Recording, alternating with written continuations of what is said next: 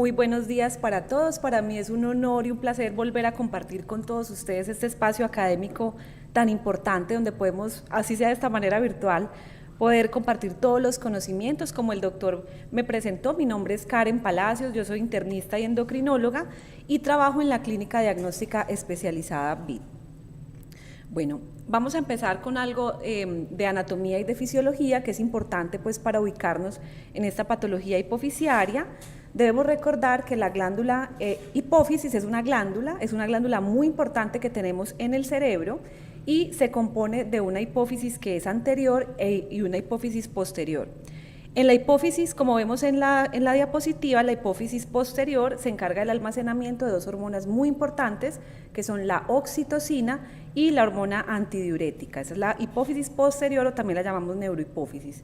Y la hipófisis anterior tiene unas células, como vemos en la diapositiva, que están distribuidas a lo largo de toda la adenohipófisis o hipófisis anterior, que cuando me refiero a adenohipófisis es precisamente esta parte anterior de la hipófisis, en donde vemos las células lactotrofas hacia la parte lateral, como vemos en la diapositiva, que corresponde al 10 al 30% de la densidad celular de la adenohipófisis. Las hormonas productoras de GH las vamos a llamar las somatotropas y corresponden al 40-50% de la densidad celular. Y las corticotropas, que son las ubicadas en el centro, como vemos en la diapositiva, que se encargan de la producción de ACTH y generalmente tenemos una densidad entre un 10 a un 20%. Y también la hipófisis anterior tiene las células tirotropas, que son las encargadas de la producción de TSH y es aproximadamente un 5% de la densidad hipofisiaria. Alrededor como de toda la hipófisis anterior, sin tener una ubicación específica, tenemos las hormonas gonadotropas, que son las encargadas de la producción de LH y FSH.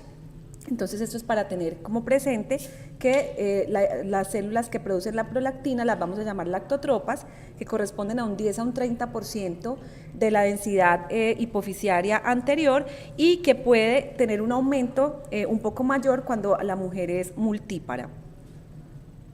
Bueno, y generalmente la inhibición, el tono pues que tiene la adenohipófisis en la prolactina es un tono inhibitorio. ¿Qué quiere decir esto?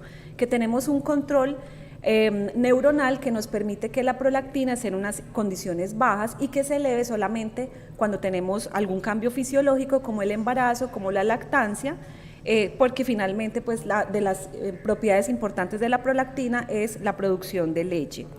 Tenemos entonces, como vemos en la diapositiva, que el hipotálamo a través de las neuronas dopaminérgicas tuberoinfundibulares van a tener una regulación negativa de la producción de prolactina a partir de la producción de dopamina. Entonces este dato es muy importante para hacer la correlación porque el tratamiento de la hiperprolactinemia es con agonistas dopaminérgicos. Entonces la dopamina va a inhibir la producción de prolactina en esta hipófisis anterior.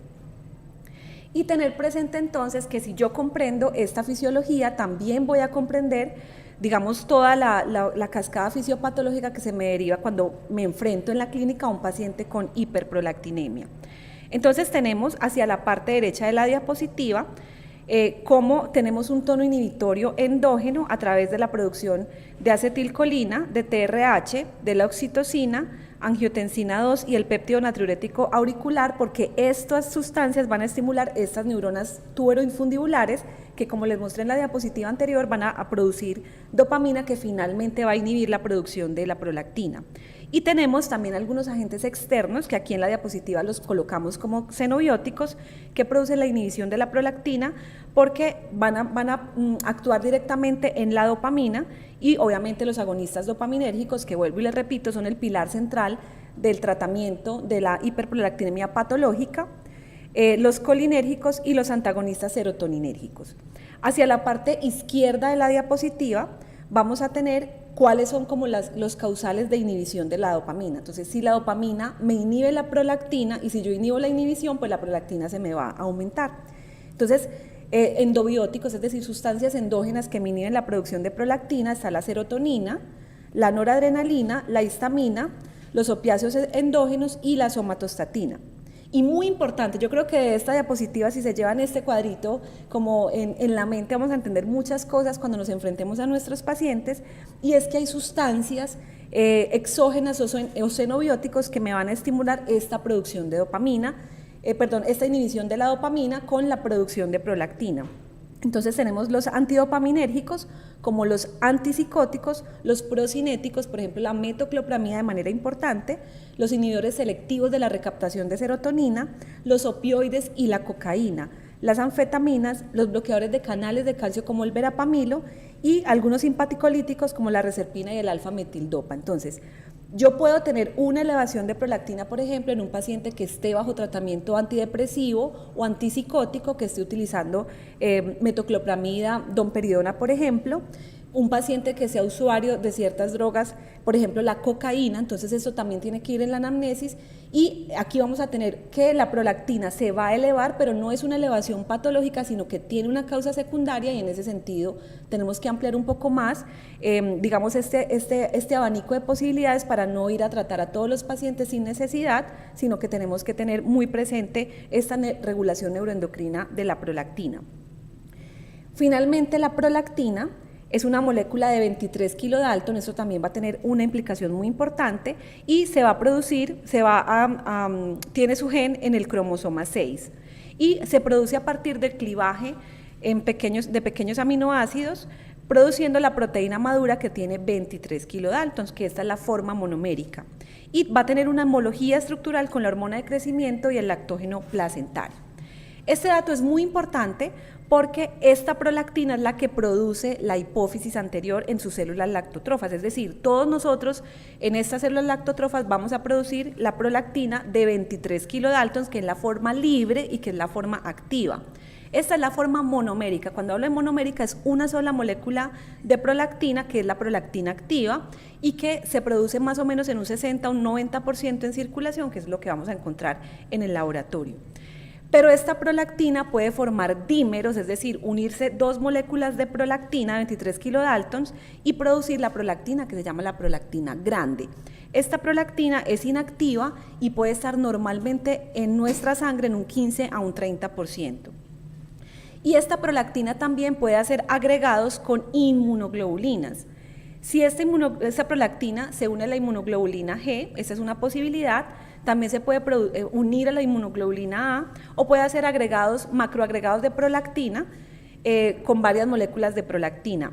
Estas son moléculas más grandes, son moléculas inactivas que tienen más de 100 kilodaltons y se encuentran normalmente hasta un 8% en la circulación. Este dato es importante porque si tenemos que un paciente tiene más del 30% de esta prolactina muy grande, que la vamos a encontrar en la literatura en inglés como big prolactina, vamos a llamar esta condición una macroprolactinemia, y esta es una condición que no es infrecuente, la encontramos hasta en un 8% de la población. O sea, yo puedo tener un paciente que tenga unos niveles altos de prolactina en laboratorio, pero no es algo patológico, sino que tiene una macroprolactinemia, y vamos a mirar pues cuáles son las claves para descubrir esto.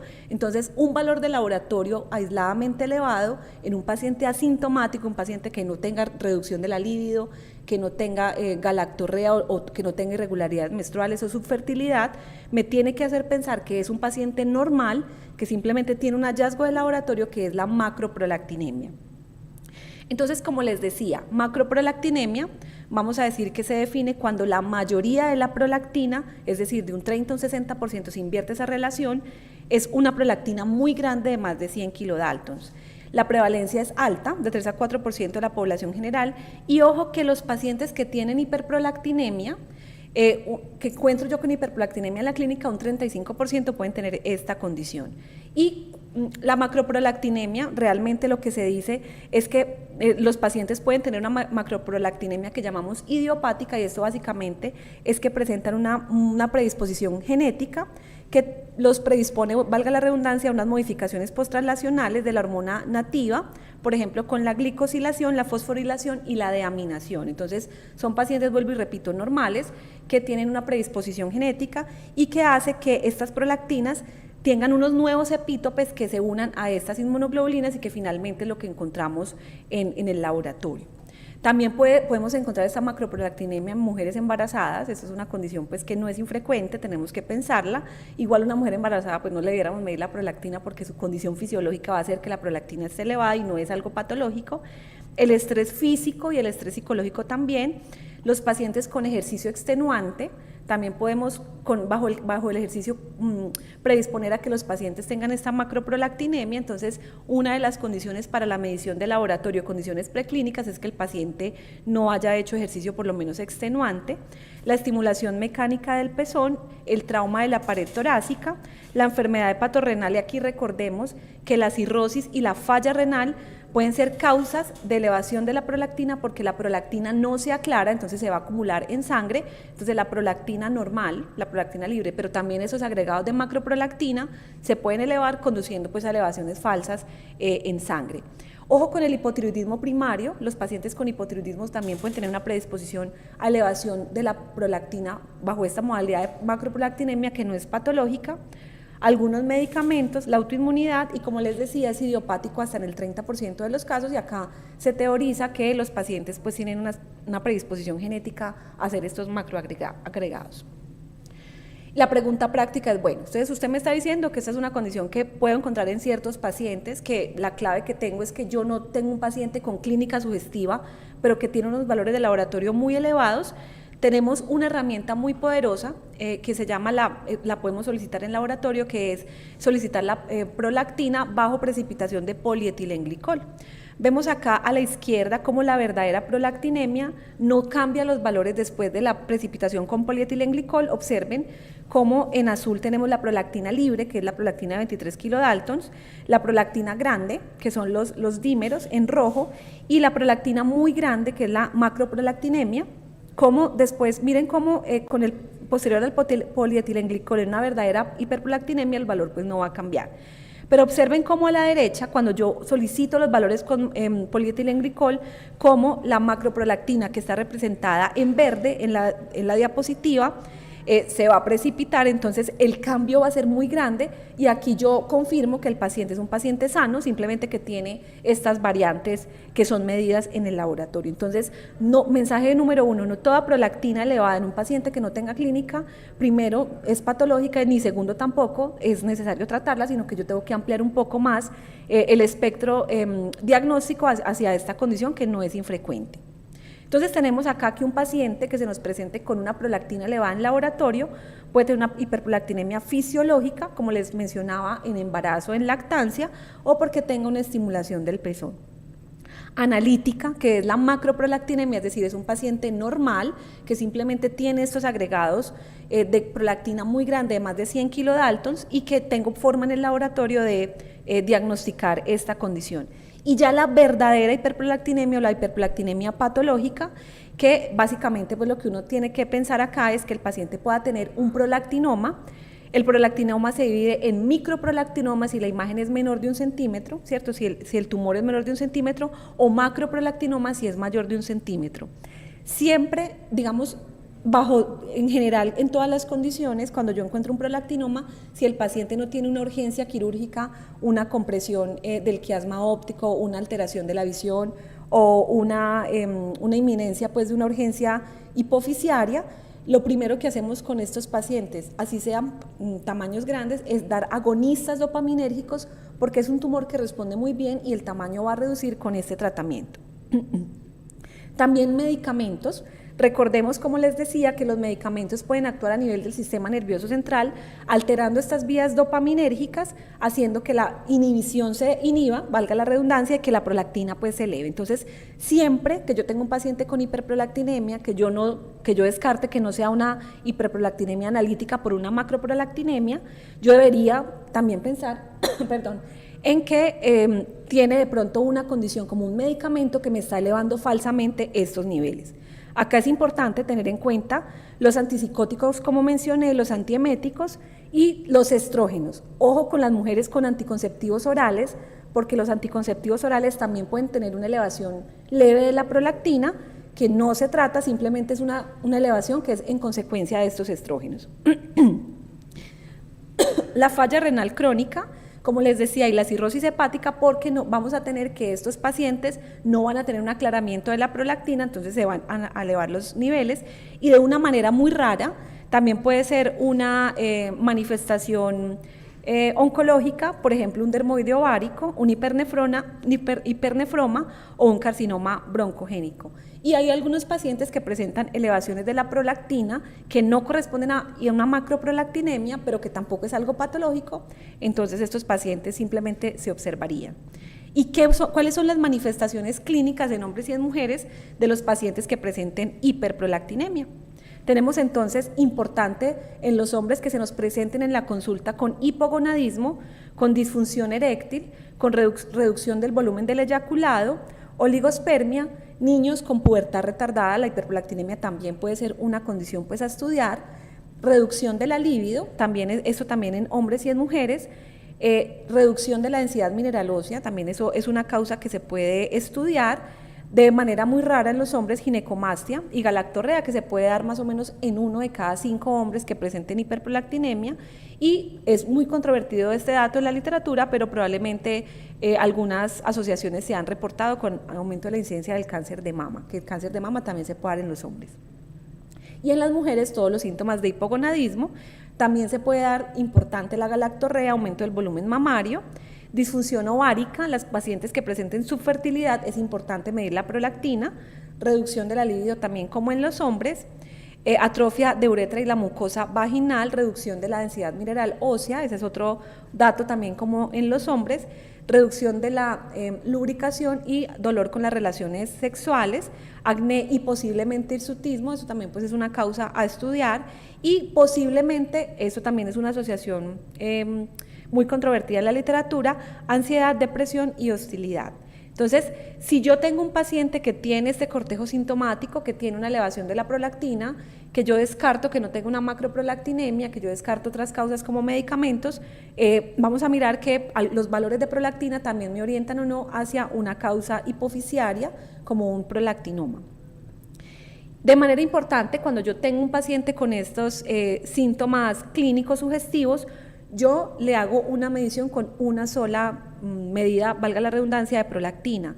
La guía de la Endocrine Society, que es del 2011, lo dice claramente, las mediciones seriadas pues no tienen ninguna validez, no se recomiendan tampoco pruebas dinámicas, una sola prueba con todas las condiciones preclínicas que se deben guardar es suficiente para hacer el diagnóstico. Si se llevan este dato también quedo muy contenta, y es que el valor de prolactina por debajo de 100 me puede indicar a mí que es una causa funcional, es decir, que puede ser simplemente estimulación del pezón, que puede ser, por ejemplo, ejercicio, que puede ser estrés, que puede ser anticonceptivos. Entonces, si el valor está por encima de 100, yo ya tengo más posibilidades que se trate de un tumor o de un prolactinoma, entonces acá el tratamiento pues sí está más indicado. El macroprolactinoma, que son aquellos tumores mayores de 1 centímetro, los valores generalmente son muy altos, mayores de 500 incluso se pueden encontrar, el prolactinoma mayor de 250 y medicamentos mayor de 200. En medicamentos vamos a hacer una parada acá porque es muy importante, y tenemos por ejemplo los antipsicóticos. Los pacientes que tienen tratamientos crónicos con psiquiatría pueden presentar como efecto colateral una hiperprolactinemia que es asociada al medicamento, y que acá simplemente observamos, no suspendemos el antipsicótico y miramos con una resonancia si el paciente tiene o no un prolactinoma. Acá, por ejemplo, el haloperidol, la risperidona, por medio del antagonismo de los receptores D2 a nivel del sistema nervioso central, van a hacer pues como una alteración de la prolactina, de la dopamina, perdón, con un aumento de la prolactina. Miren estos antidepresivos que también son utilizados no solamente en el campo de las citas con psiquiatría, sino en la medicina general y otras especialidades, como la imipramina. Muchos pacientes utilizan imipramina con otras indicaciones, por ejemplo, manejo pues como de insomnio, de otras condiciones. Eso también aumenta la disponibilidad de la serotonina al bloquear su recaptación y va a incrementar la prolactina. La fluoxetina también es utilizada muy ampliamente en la práctica, también puede estar asociada a elevaciones de la prolactina. Los procinéticos, ojo con esto, que estos los utilizamos pues mucho más ampliamente en muchas condiciones y en muchas edades, como la metoclopramida y la domperidona, que también pueden hacer una elevación siempre moderada, no por encima, pues como decían en general. Los opiáceos, por ejemplo, también la morfina, como habíamos hablado, las anfetaminas, y observen también como algunos antidepresivos como el verapamilo, también utilizados en la práctica desde el nivel de medicina general hacia todas las especialidades, cómo estos calciantagonistas pueden reducir el tono simpático y es un falso mediador de la metildopa con depresión de las catecolaminas, y por esta vía también pueden producir efectos como elevación crónica de la prolactina. Acá la idea no es suspender el medicamento, simplemente es saber que estos son unas causas y que el paciente pues se tranquilice y que no le va a pasar pues como mayor cosa. Cuando también podemos tener el efecto contrario, podemos tener un paciente que ya tenga diagnosticado un prolactinoma, ¿cierto? Pero que los valores en sangre no sean concordantes con el tamaño que yo espero. Yo les estoy diciendo que generalmente esperamos con un prolactinoma valores por encima de 100 y dependiendo del tamaño incluso de 250, y a veces ese tamaño no se corresponde con la prueba de laboratorio, porque encontramos entonces un prolactinoma que ya lo tenemos diagnosticado por resonancia, pero unos valores en laboratorio muy poquitos. Acá tenemos un efecto que se llama el efecto gancho-prozona o el efecto Hooke, y es como vemos en la diapositiva, que todos estos, la prueba del laboratorio no alcanza a medir toda, como vemos acá en la gráfica, en el punto C, no alcanza a medir todas estas moléculas de prolactina, sino que queda pues como atrapada. Estos métodos de detección en el exceso de prolactina, entonces el valor que me va a reportar es muy pequeñito, pero realmente el paciente sí tiene mucha cantidad de prolactina en sangre.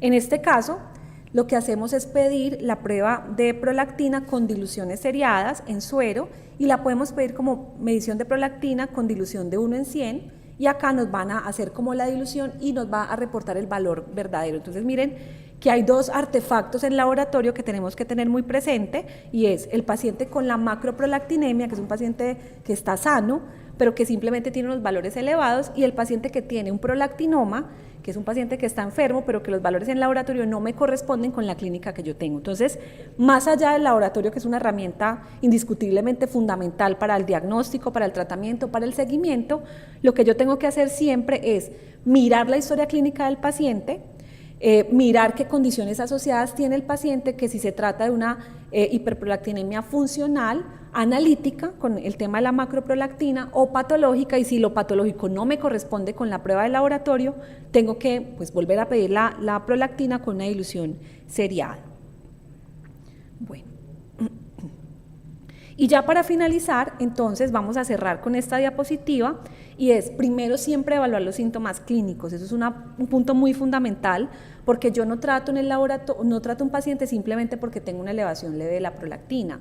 Si yo tengo un paciente con una prolactina de 50, de 60, si tiene por ejemplo anticonceptivos, si usa verapamilo, si usa fluoxetina, si tiene alguna condición estresante, si tiene de pronto un poquito de falla renal o una cirrosis, por ejemplo, que me altere el aclaramiento, entonces es un paciente que tiene una hiperprolactinemia funcional. El ovario poliquístico, por ejemplo, también es una causa de elevación de la prolactina, entonces no corro a tratar el paciente, sino que amplío un poquito más este espectro diagnóstico, y simplemente pues como que miramos esas causas y las tratamos con el paciente. Obviamente descartar embarazo, ¿cierto? El embarazo pues es una causa de elevación de la prolactina. El hipotiroidismo también puede causar elevaciones leves de la prolactina. Si ya el paciente tiene síntomas clínicos, por ejemplo, y la prolactina está por encima de 100, me apoya mucho que pueda tener una causa tumoral, ¿cierto? Con un prolactinoma, y acá pues le haría una resonancia al paciente. Si la imagen, por ejemplo, es negativa, no me descartaría que el paciente tenga un prolactinoma, porque pueden haber imágenes pequeñas pues que no se capten tampoco en la resonancia. Entonces siempre prima la parte de la evaluación clínica. Si el paciente, digamos, no tiene síntomas, pero tiene una prolactina elevada, entonces pienso en la macroprolactinemia, le hago tamización con la prueba de polietilenglicol. Si es negativa, ya ahí sí pudiéramos de pronto repetirla, pues mejorando las condiciones preclínicas. Y recuerden, como les decía al principio, que pueden haber pacientes que tienen elevación de la prolactina, pero que no tienen ninguna enfermedad. Entonces siempre mirar este umbral de síntomas y también este umbral de resultado de la prolactina en laboratorio, descartar todas las causas y no hacer sobretratamiento de pacientes. El tratamiento, si encontramos que tiene un prolactinoma, con agonistas dopaminérgicos por toda esta relación neuroendocrina que les mostraba al principio. Muchísimas gracias por su atención. Quedo muy atenta a todas las preguntas. Muchísimas gracias.